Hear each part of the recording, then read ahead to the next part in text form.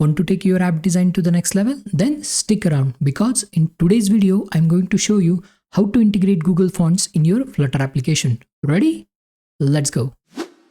Alright, first thing first, we need to install Google Fonts package in our Flutter project. For that purpose, let's go to the installing tab. Let's copy this command, go to Visual Studio Code, and in the terminal, let's paste that command, hit enter. This command will install this package in our Flutter project and will give us access to hundreds of fonts.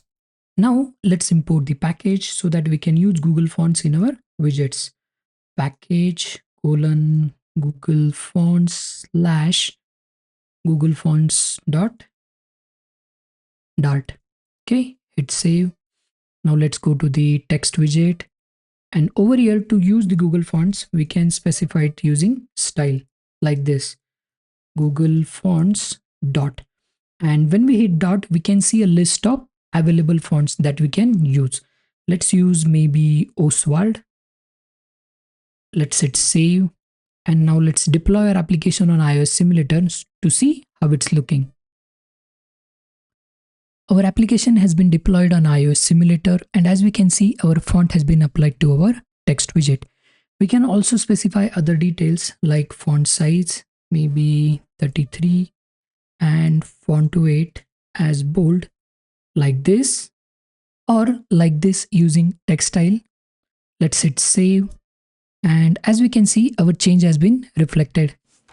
And if you're tired of repeating this code everywhere in your application, then you can also set this font as a default font for your whole application. For that purpose, let's remove this font from over here. Let's go to Material App Widget, and under Theme section, we can specify using the text theme option. Over here, we have to just specify Google Fonts .Oswald text theme. Let's hit save.